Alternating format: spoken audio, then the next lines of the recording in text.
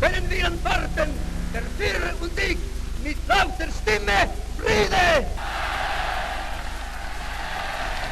Throughout history, the rise and fall of dictators have shaped the course of nations, leaving behind legacies both admired and criticized. Adolf Hitler looks at Mussolini as someone who is providing a blueprint as to how to destroy the old order. But what happens to these formidable figures once they draw their final breath? How do these burial sites reflect the thunderous legacies of these tyrants and the societies they once ruled? Join us as we unravel what happened to the bodies of these dictators. Number 15. Pol Pot. During Pol Pot's regime, known as the Khmer Rouge Reign of Terror, Cambodia underwent a radical social experiment aimed at creating a countryside paradise. To achieve this vision, Pol Pot and his followers forcibly evacuated cities, abolished currency, religion, and private property, and imposed grueling agricultural labor on the population. The resulting chaos led to widespread famine, disease, and mass executions, with intellectuals, professionals, and perceived enemies of the state being targeted with particular ferocity. Despite the immense suffering inflicted by his regime, he himself lived a relatively modest and secluded life, refrained from many luxuries typically associated with dictators. He preferred simple attire and harsh living conditions, reinforcing his image as a revolutionary supremacist. Following the fall of the Khmer Rouge, Pol Pot's reign of terror was exposed to the world through harrowing survivor testimonies and documentation of mass graves scattered throughout Cambodia. The atrocities committed under his rule led to international condemnation and efforts to bring him to justice. His demise marked the end of an era, but the scars of his brutal regime continued to haunt Cambodia for years to come. The country embarked on a long and painful process of reconciliation and reconstruction, seeking to heal the wounds inflicted by decades of conflict and oppression. In the years following his death, investigations into the crimes of the Khmer Rouge led to the establishment of the Extraordinary Chambers in the Courts of Cambodia (ECCC), commonly known as the Khmer Rouge Tribunal. Although Pol Pot himself evaded trial, several of his top lieutenants were prosecuted for crimes against humanity and genocide. He was later given life sentence and died of natural illness while in prison. After his death, his body was cremated rather quietly by his remaining followers, reportedly without any elaborate ceremony. The exact location of his cremation has not been publicly disclosed, and there is limited information available about the handling of his remains following his death. Number 14. Kim Il-sung. Kim Il-sung, the original supreme leader of North Korea, had a deep hatred of being told what to do. In fact, he detested it angrily. So what did this spirited revolutionary do? He decided to join communist and guerrilla groups. During the post-World War II era, there was a time when the world seemed to be slicing up territories like pieces of a shared pizza. Amidst this troubled period, Kim found himself at the helm of Soviet-occupied North Korea. By 1948, he proclaimed, "Let's make this official."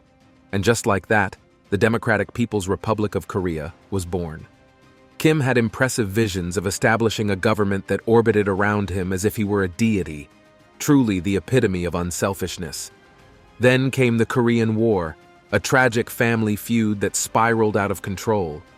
Kim sought to reunite the Korean peninsula under his sole leadership, but unfortunately, his plans went awry, leaving the family torn asunder. Nevertheless, Kim retained control over the North.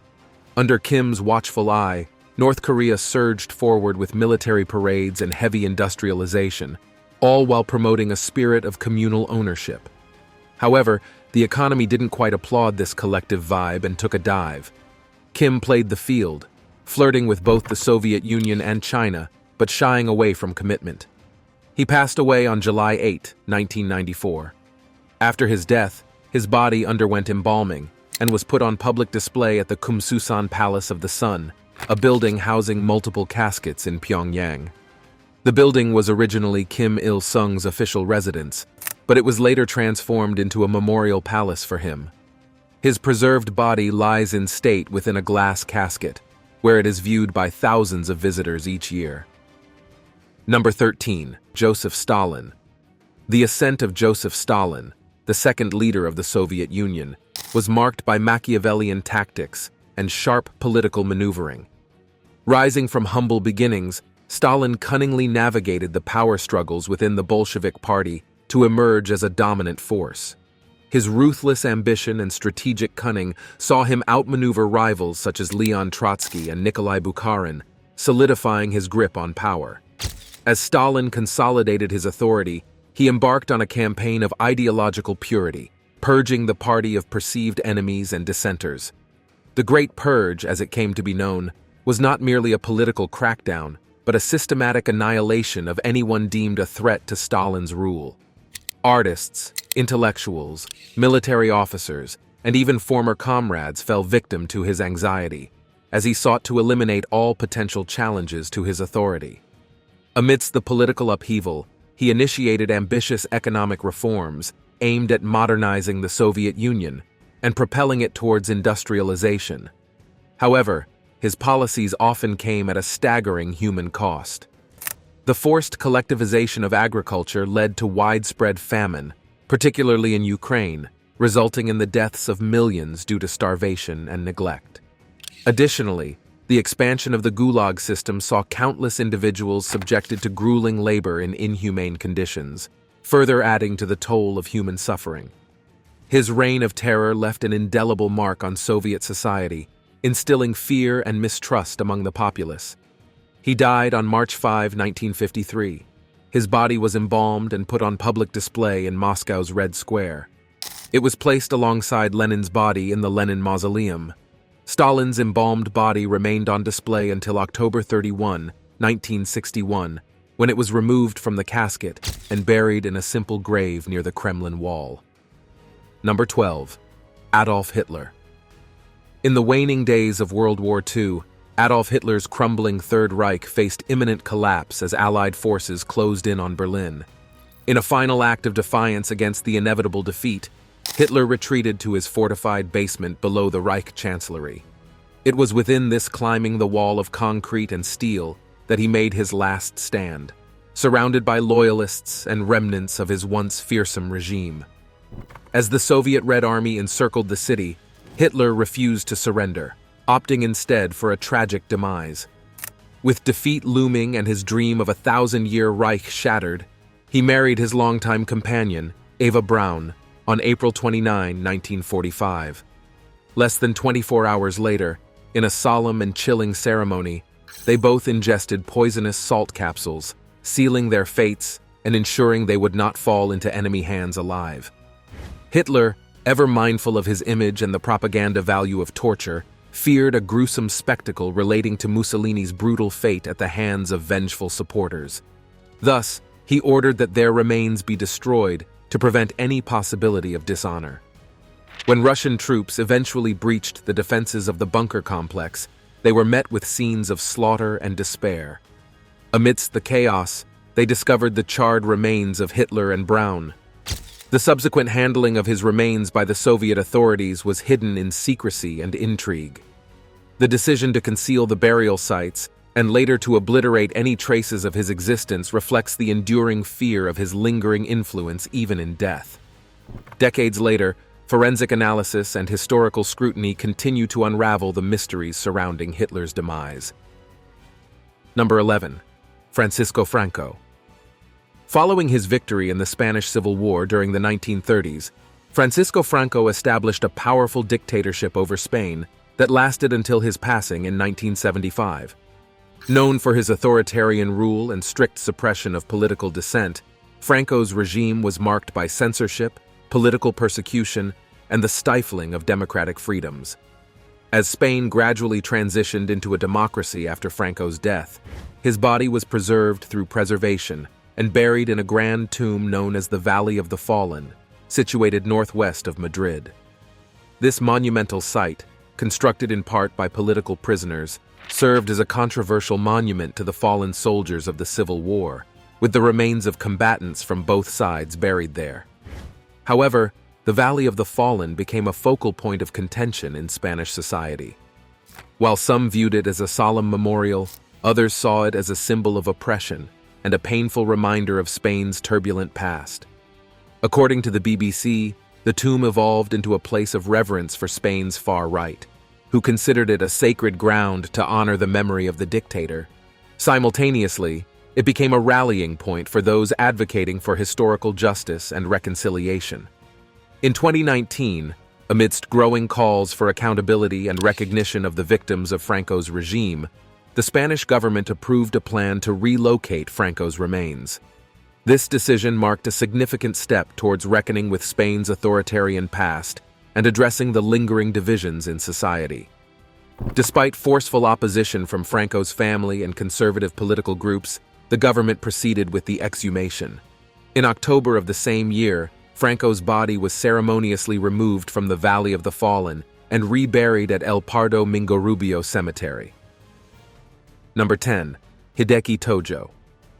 The Imperial Japanese Army Academy produced officers deeply rooted in extreme nationalism and often infected with involvement in war crimes.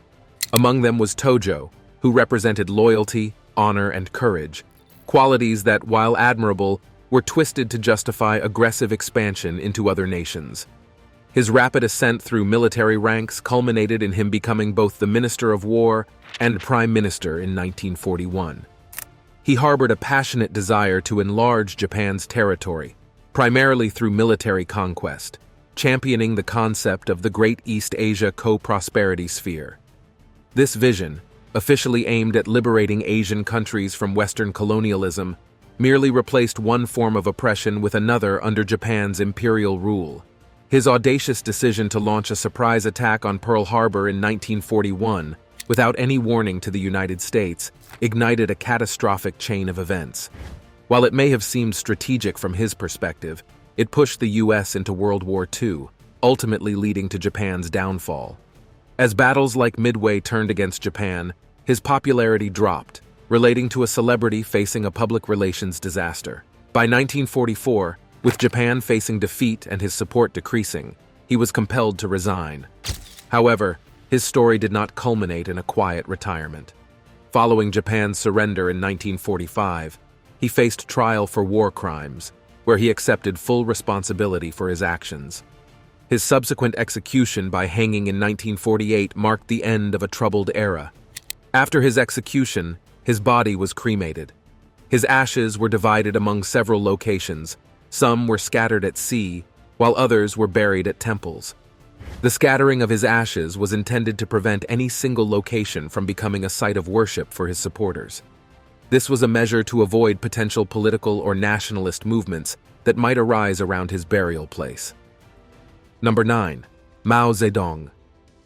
Mao Zedong, the formidable figure at the helm of China's Communist Party, organized a reign that left an indelible mark on history, although one marred by tragedy. Beyond the staggering death toll of approximately 70 million Chinese citizens during his rule, Mao's legacy is twisted with a series of troubled events that reshaped the fabric of Chinese society. With unwavering determination, he embarked on a radical mission to overhaul traditional Chinese culture, viewing it as an impediment to his vision of a modern socialist state. Under his directive, ancient customs, beliefs, and practices were systematically dismantled, replaced by rigid adherence to communist ideology. This cultural revolution, as it came to be known, unleashed a wave of chaos and violence across the nation as passionate Red Guards zealously enforced his directives, targeting intellectuals, artists, and anyone perceived as a threat to the communist regime. His economic policies, illustrated by the ambitious Great Leap Forward campaign, promised rapid industrialization and agricultural transformation. However, the reality proved far too cruel. The ill-conceived initiatives, which included mass collectivization and backyard boilers for steel production, precipitated widespread famine and economic collapse. Millions perished from starvation and malnutrition, while the nation's agricultural infrastructure lay in ruins. In his quest to maintain absolute control, he implemented strict measures to suppress dissent and maintain ideological purity. Forced labor camps, known as laogai, became grim symbols of political repression, where countless individuals toiled under harsh conditions for perceived transgressions against the state. He died on September 9, 1976, and his body underwent embalming and was placed on permanent display in the tomb of Mao Zedong, located in Tiananmen Square, Beijing, China. The embalming process was conducted by a team of Soviet experts shortly after his death. The process was done to preserve his body for public viewing, following the tradition of other communist leaders, such as Lenin and Ho Chi Minh. Number 8. Bonito Mussolini. In the annals of history, the saga unfolds of Bonito Mussolini, the Italian dictator, compelled to flee his homeland amidst the advancing Allied forces along the Italian peninsula. With his lover, Clara Petacci, and a small company of German guards, Mussolini embarked on a desperate escape to Switzerland on April 25, 1945. Despite his attempts to cloak himself in German garb, the indelible imprint of his reign, fostered by years of propaganda, rendered him instantly recognizable. Legend has it that just 2 days into their flight, the duo fell into the clutches of partisan forces. Their capture marked the beginning of a grim chapter, culminating in their execution by firing squad on April 28, 1945. The forbidding spectacle didn't end there. The lifeless bodies of the despot and his beloved were transported to Milan, where they met a horrific fate, hang up by their heels. They hung suspended in a deformed display at the Piazzale Loreto, relating to trophies of war. A passionate crowd, brimming with rage and indignation, converged upon the scene. They spat curses, unleashed kicks, and defiled the remains, with one woman reportedly pumping bullets into Mussolini's lifeless form, mourning the loss of her 5 sons. Once the gruesome spectacle had satisfied the bloodlust of the masses, his body found an ignominious resting place in an unmarked grave. Yet fate had more twists in store. A year later, a passionate supporter of the fascist cause, driven by good loyalty, unearthed his remains. Their endeavor, however, was short-lived, as authorities swiftly apprehended the grave robbers and reclaimed the stolen corpse. For over a decade, his body lay hidden in the hallowed confines of a religious house near Milan, shielded from public view. Number 7. Augusto Pinochet. Augusto Pinochet's ascendancy to power in Chile in 1973 was not without international intrigue. His regime was backed by the United States government, particularly under President Richard Nixon and Secretary of State Henry Kissinger, as part of the broader context of Cold War politics. This support emboldened Pinochet's military coup against President Salvador Allende, leading to a regime marked by authoritarian rule and terrible human rights violations. During his rule, the notorious Caravan of Death roamed Chile, carrying out extrajudicial killings of political opponents. Thousands were detained, tortured, and disappeared by the regime's security forces, leaving scars that would haunt Chilean society for generations. The arrest of Pinochet in London in 1998 was a watershed moment not only for Chile, but for international law. It marked one of the first instances where a former head of state was held accountable for human rights abuses under the principle of universal authority, which allows for the prosecution of serious crimes regardless of where they were committed. The legal battles surrounding his arrest and potential trial were multifaceted and involved complex diplomatic negotiations, with Spain seeking to extradite him for trial on charges of genocide, torture, and terrorism. The case set precedents for holding leaders accountable for crimes committed during their time in power, demonstrating the evolving nature of international justice. Despite efforts to shield him from prosecution due to his advanced age and purported ill health, Pinochet's death in 2006 did not mark the end of the quest for justice in Chile. His body was laid in state at the military school in Santiago, Chile, where his supporters paid their respects. However, his death also sparked widespread demonstrations and celebrations among those who opposed his regime. His body was cremated, and his ashes were reportedly divided among his family members. Number 6. Leopold II of Belgium. In 1865, the King of Belgium, Leopold, had this grand idea. He's not satisfied with just Belgium's delights like shakes and chocolate. His eyes are set on Africa, specifically the Congo Free State. Instead of charging headfirst into Africa, he chose a more cunning approach. Under the pretense of philanthropy and scientific exploration, with the help of Henry Morton Stanley, a British explorer, he secured a massive area of land, 76 times the size of Belgium. The Berlin Conference of 1884 to 1885 was like a nod of approval to his ambitions, essentially granting him ownership of the Congo Free State. But here's where the tale turns dark. Leopold saw the Congo as his personal cash cow, focusing on extracting ivory and rubber. However, this came at a horrific cost to the local population. They faced unimaginable horrors, forced labor, brutal punishments, and more. It's estimated that millions of African lives were lost due to exploitation, disease, and the atrocities committed under his regime. Eventually, the world couldn't turn a blind eye to Leopold's reign of terror. International pressure forced Belgium to relinquish control of the Congo Free State in 1908, marking the end of Leopold's oppressive rule. But while he was undeniably ruthless, there's another figure who takes the crown for infamy. The most infamous dictator of all time, but for all the wrong reasons.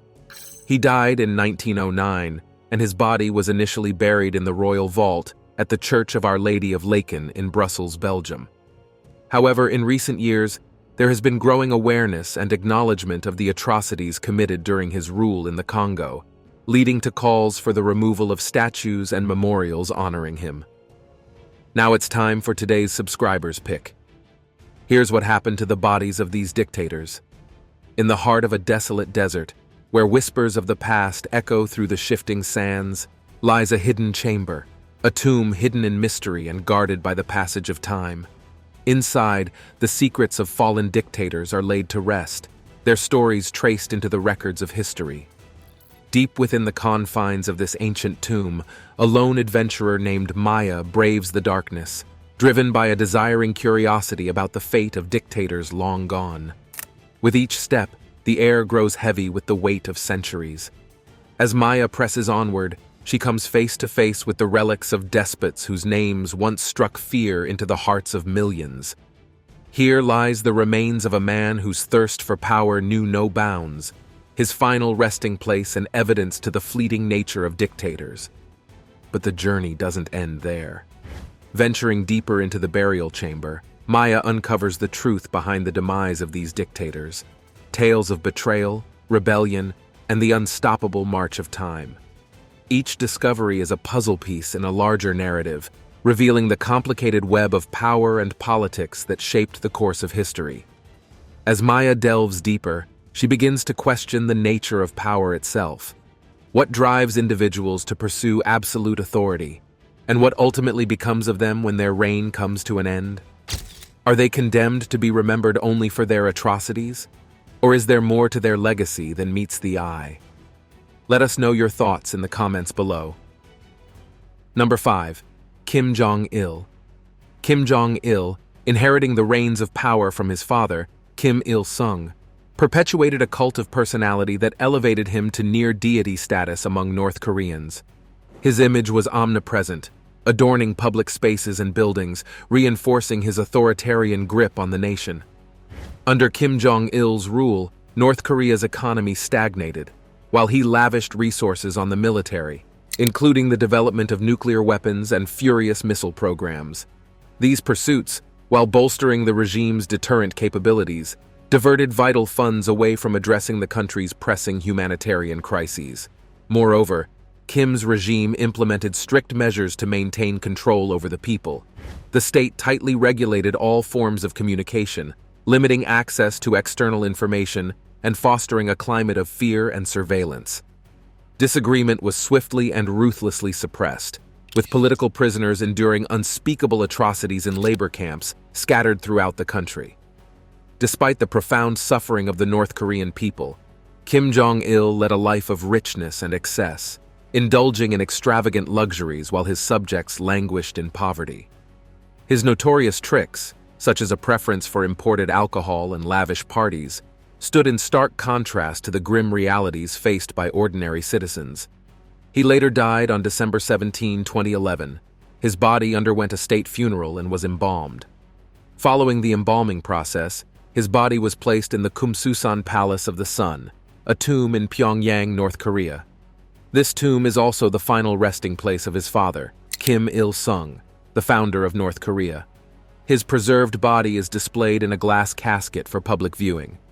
The tomb serves as a place of reverence and pilgrimage for North Koreans and is carefully maintained by the North Korean government. Number 4. Nicolae Ceausescu. After Nicolae Ceausescu's ousting in 1989, Romania underwent a dramatic political transformation, transitioning from communist rule to a fledgling democracy. The uprising against Ceausescu's regime was fueled by widespread discontent over his oppressive policies, including censorship, economic mismanagement, and human rights abuses. His downfall came amidst a wave of revolutions sweeping across Eastern Europe, collectively known as the Revolutions of 1989.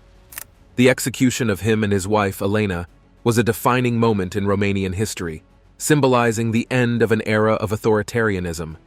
The graphic footage of their final moments shocked the world and served as evidence of the brutality of the regime they led. In the aftermath of his death, Romania faced significant challenges in rebuilding its political and economic systems. The transition to democracy was accompanied by social disruption and economic instability as the country struggled to break free from decades of communist rule. The exhumation and DNA testing of his body's remains in 2010 added another layer of intrigue to their story. The process of confirming their identities sparked renewed interest in their legacy and reignited debates about their role in Romanian history. Despite the passage of time, his legacy continues to evoke strong emotions in Romania. Their reign left a deep scar on the country's collective memory. Today, Romania is a member of the European Union and has made significant strides in democratic governance and economic development. However, the scars of the Ceausescu era still linger, reminding the country of the importance of safeguarding democratic values and human rights. Number 3. Robert Mugabe. During his early years in politics, Mugabe emerged as a charismatic and determined figure, leading the country to independence from British rule in 1980. His impassioned speeches and unwavering commitment to the cause earned him widespread admiration, both at home and abroad. However, as time passed, Mugabe's leadership began to take a more authoritarian turn. Critics accused him of consolidating power and presiding over a regime marked by corruption and economic mismanagement. Despite these mounting criticisms, he maintained a firm grip on power, often resorting to heavy-handed tactics to quash opposition. The turning point came in November 2017, when, faced with mounting pressure from within his own party and the military, he was effectively ousted from power in a swift and relatively bloodless coup. The dramatic turn of events stunned the nation and sent shockwaves across the globe. Following his ouster, his life took on a quieter, more subdued tone. He spent his remaining years shuttling between Singapore, where he sought medical treatment, and his homeland, where he remained a disturbed figure. The passing of Mugabe in 2019 marked the end of an era for Zimbabwe. While some mourned the loss of a once revered leader, others saw it as an opportunity for the country to turn a new page in its history. In the aftermath of his death, the debate over his legacy intensified. While his supporters hailed him as a liberation hero who fought tirelessly for his country's independence, his detractors condemned him as a dictator who brought about the economic collapse and political turmoil. In the end, Mugabe was laid to rest in his rural hometown of Kutama, a decision that seemed to reflect both his humble beginnings and the complexities of his legacy. Number 2. Idi Amin. During Idi Amin's fearful reign in Uganda, the atmosphere was fraught with tension and uncertainty. Amin, a former military officer, seized power in a coup in 1971, overthrowing the government of Milton Obote. He quickly established a dictatorship characterized by brutality and oppressive rule. His regime was marked by a cult of personality, with him often styling himself as the conqueror of the British Empire and the last King of Scotland, titles that only fueled his vision of dignity. His erratic behavior and taste for violence created an environment of terror that permeated every corner of Ugandan society. One of the most infamous incidents of Amin's rule was the expulsion of Uganda's Asian population in 1972. In a move of transparent discrimination, Amin gave the Asian community, predominantly of Indian descent, just 90 days to leave the country, stripping them of their businesses, homes, and possessions. This mass expulsion had devastating consequences for Uganda's economy and cultural landscape. Furthermore, his regime was notorious for its use of torture and state-sponsored killings. Political opponents were often abducted, tortured, and executed without trial. His personal State Research Bureau became synonymous with terror, with its agents sneaking the streets, targeting anyone suspected of dissent. However, Amin's reign of terror eventually came to an end in 1979, when he was ousted from power by Tanzanian forces and Ugandan exiles. He fled into exile, living out the rest of his life in Saudi Arabia, where he died in 2003. Following his death, his body was embalmed and kept in a refrigerated room in Jeddah for several years, while his family and the Ugandan government negotiated over his burial. Number 1. Saddam Hussein. Following his execution by hanging on December 30, 2006, and Saddam Hussein's final journey was marked by intrigue and commotion. As his lifeless body was transported by a U.S. aircraft to Auja, his ancestral village nestled in the Tikrit region, the echoes of his dictatorial reign reverberated across the world. The BBC's reports detailed the dark procession, contrasting the glory of his former power with the humiliation of his demise. Entombed within a lavish cemetery since 2007, his resting place became a focal point of both reverence and resentment. The lavish structure, erected to immortalize the once feared dictator, stood as a proof of his iron-fisted rule. Yet, beneath its frontage of beauty, boiled gently the undercurrent of impending unrest. In early 2014, amidst escalating tensions and fears of desecration, his remains were secretly relocated to an undisclosed location. This secretive maneuver, hidden in mystery, underscored the ongoing struggle to reconcile his brutal legacy with Iraq's unstable present. However, the cautionary measures undertaken proved to be a harbinger of the chaos to come. In August 2014, Shiite soldiers, fueled by unbeliever animosity, breached the once sacred site. With contemptuous fury, they defaced images of the fallen despot before engulfing the surroundings in flames, symbolically purging the land of his memory. The contamination of his resting place was not merely an act of vandalism.